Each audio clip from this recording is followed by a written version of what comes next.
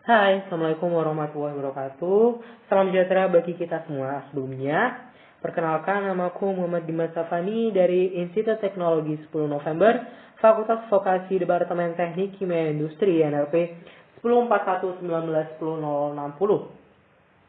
Ayo kita belajar bersama sekarang. Jadi sebelumnya, apakah kalian tahu apa itu COVID-19?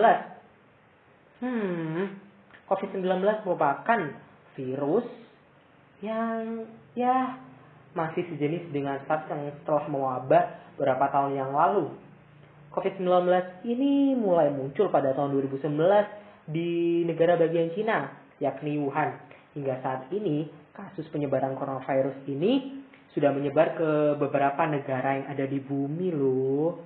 Hingga banyak sekali menewaskan korban. Hingga saat ini, kasus yang ada di seluruh dunia atau global sudah menyentuh 2 juta. Cukup berbahaya juga ya teman. Jadi sebahaya apa sih coronavirus ini? Jadi coronavirus ini memiliki gejala seperti panas 38 derajat Celcius, kemudian batuk kering, serta sesak nafas. Di sini sesak nafas yang bikin atau terbilang COVID-19 ini berbahaya. Karena COVID-19 ini bekerja dengan cara masuk ke sistem pernafasan manusia, kemudian mereka akan bergerak masuk ke paru-paru, kemudian mereka akan masuki ke ruang-ruang alveolus. Di situ mereka akan memproduksi lendir yang tentunya akan menghambat proses pertukaran antara oksigen dan juga CO2. Di sini tentu akan menyusahkan pasien dalam bernafas hingga banyak kasus positif pasien yang positif COVID-19 ini meninggal dunia karena sesak nafas atau tidak bisa bernafas. Seperti sangat berbahaya sekali ya. Oke, selain itu bagaimana dengan Indonesia? Apakah Indonesia kebal terhadap virus ini? Apakah Indonesia tidak ada kasus satupun? Nyatanya pada bulan Februari kemarin Bapak Joko Widodo telah menyatakan atau mengumumkan bahwasanya terdapat kasus positif pertama kali di Indonesia. Hingga saat ini kasus yang ada di Indonesia tanggal 19 April 2020 terdapat 6.000 lebih kasus yang ada di Indonesia sehingga menyebabkan 500 lebih kematian. Sangat mengerikan sekali ya. Namun di balik bahayanya coronavirus ini masih saja nih banyak anak-anak, banyak orang-orang yang masih nongkrong, berkerumun. Padahal Bapak Joko Widodo telah melarang tindakan tersebut. Bapak Joko Widodo juga telah mengerahkan di rumah saja. Untuk apa? Untuk memutus mata rantai penyebaran COVID-19 itu. Sehingga perlu bantuan Bapak Polisi untuk mengatur, untuk menertibkan para masyarakat yang masih saja melanggar atau masih bandel keluar rumah. Padahal itu dapat membahayakan diri mereka sendiri ya sobat. Oke, di sini untuk bagaimana dengan kita menyelesaikan hal tersebut? Tentu di sini peran mahasiswa dibutuhkan.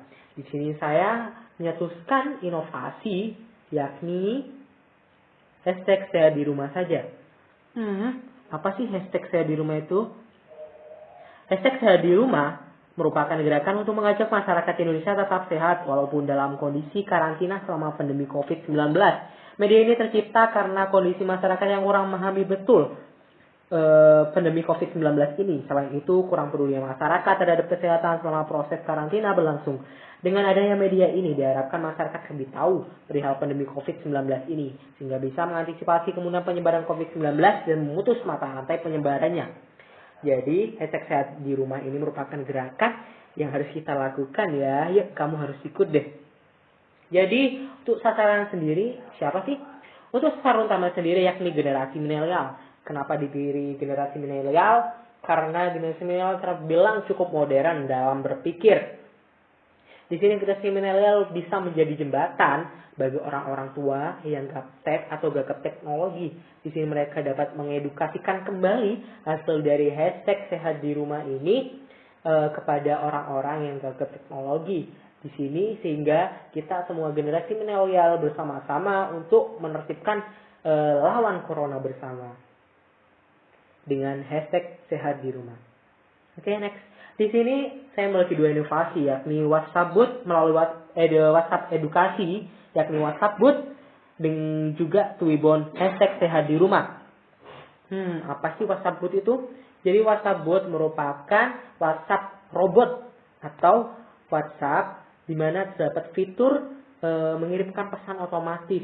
Jadi di sini kita bisa mengirimkan konten-konten yang berisikan edukasi.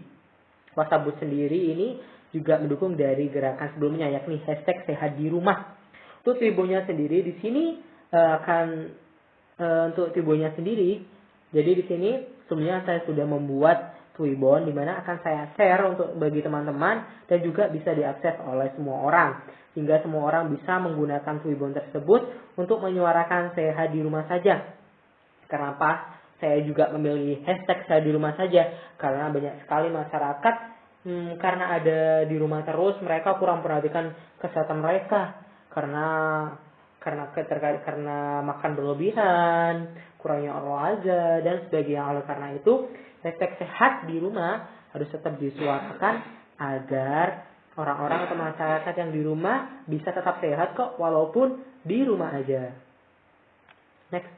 Jadi tujuan dari pembuatan hashtag sehat di rumah itu apa sih?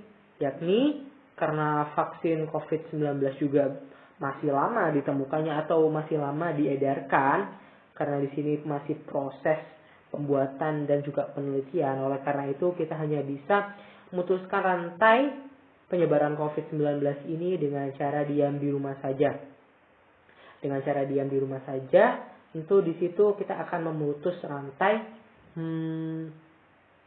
penyebaran COVID-19. Selain itu tujuannya agar masyarakat yang ada di rumah aja itu bisa tetap sehat, karena mereka itu terkadang karena sering di rumah sehingga malas-malasan, rebahan, jarang olahraga, jarang minum dan sebagainya. Jadi tujuan dari WhatsApp Booth dan juga hashtag Twibbon sehat di rumah ini tidak lain untuk membantu masyarakat untuk lebih paham lagi pentingnya kesehatan walaupun ada di rumah. Kita bicara tentang WhatsApp Booth. WhatsApp Booth itu di sini WhatsApp Booth yang ada kita bisa menggunakan aplikasi WhatsApp seperti itu. Kemudian kita bisa membuat sebuah ruang konten. Di sini aku membuat ruang konten yakni hashtag sehat di rumah. Jadi di sini terdapat katalog juga yang mendukung untuk katalog yang mendukung untuk memberikan edukasi lebih kepada pembaca. Untuk di katalognya sendiri, di situ terdapat beberapa deskripsi, mulai dari tubuh bugar, tidur cukup, aku dan lingkunganku sehat, cerdas COVID-19, aku bahagia dan sebagainya. Karena menurut penelitian, hal-hal tersebut itu yang akan membuat kita tetap sehat loh teman-teman. Jadi seperti itu. Saya di sini juga ada Twibbon sehat di rumah. Untuk Twibbon sehat di rumah, sebelumnya saya sudah menceritakan bahwasanya Twibbon sehat di rumah ini bisa diakses oleh siapapun, sehingga oleh mereka bisa menguploadkan fotonya dengan menggunakan Twibbon ini, sehingga secara tidak langsung untuk menyebarkan gerakan ini juga menyemangati banyak orang untuk bisa tetap sehat di rumah. Selain itu, lantas hubungan jurusanku yakni teknik kimia dengan hashtag sehat di rumah itu apa sih? Salah satu konten unik yang ada di sehat di rumah yakni di sini ada DI atau Do It Yourself. Di sini ayo kita buat sendiri kebutuhanmu di saat pandemi COVID-19 ini. Di sini saya sebagai mahasiswa teknik kimia ingin mengajarkan cara pembuatan hand sanitizer dan juga disinfektan, karena di toko-toko sudah jarang sekali dan juga harganya sudah mahal loh sobat. Jadi di sini saya melakukan beberapa pencarian referensi resmi, sampelnya dari WHO, kemudian dari beberapa jurnal pendidikan yang ada di Indonesia. Situ telah dimuat beberapa cara membuat hand sanitizer, kemudian disinfektan, dan lain sebagainya. Jadi menurut aku sih untuk hashtag sehat di rumah sendiri merupakan gerakan positif, dan aku sebagai mahasiswa teknik kimia juga bisa berkontribusi di situ.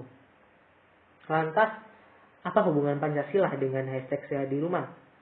Setelah saya kaji, hashtag sehat di rumah itu memuat atau mengenal terdapat 4 sila sekaligus loh. Wow, sangat keren ya.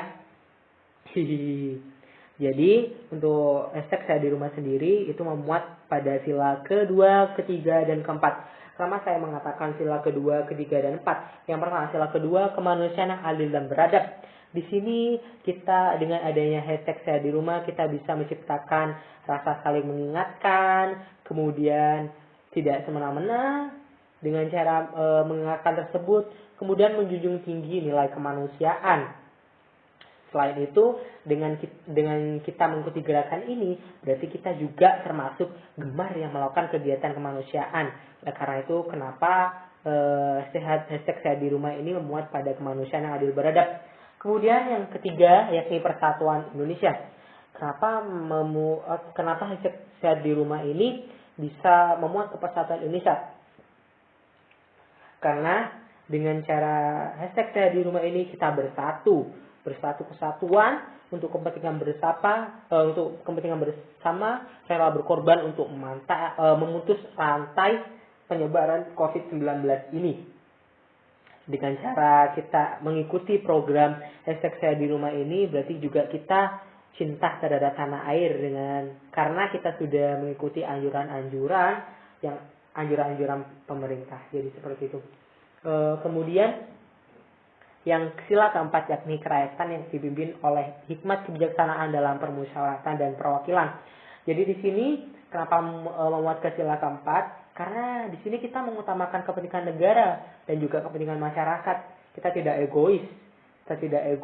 Kita di sini saling mengingatkan untuk tetap sehat di rumah. Kemudian untuk sila yang kelima yakni keadilan sosial bagi seluruh rakyat Indonesia. Kenapa muat ke sila kelima tersebut? Karena di sini dengan cara kita mengikuti gerakan ini berarti kita bersikap adil untuk saling mengingatkan ilmu-ilmunya. Kemudian kita juga mengembangkan perbuatan-perbuatan yang luhur, mencerminkan sikap suasana kekeluargaan dan gotong royong dalam memberantas COVID-19 ini. Jadi tidak ada tuh katanya tidak ada hubungannya sama sekali saya di rumah dengan Pancasila. Buktinya dengan kita menyuarakan gerakan hashtag sehat di rumah, berarti kita sudah bercermin kepada Pancasila. Wow, keren sekali ya. Oke, next. Jadi di sini saya selaku penggagas hashtag sehat di rumah, ayo bergabung dengan kami dengan sehat di rumah Squad. Kalian bisa klik di http kami di link tersebut, kemudian kalian di situ share langsung. Di situ terdapat beberapa link, mulai dari link mengulas, kalian bisa membagikan, kalian juga bisa memasang tuibon-tuibonnya. Jadi seperti itu. Oke, terima kasih dari saya. Wassalamualaikum warahmatullahi wabarakatuh.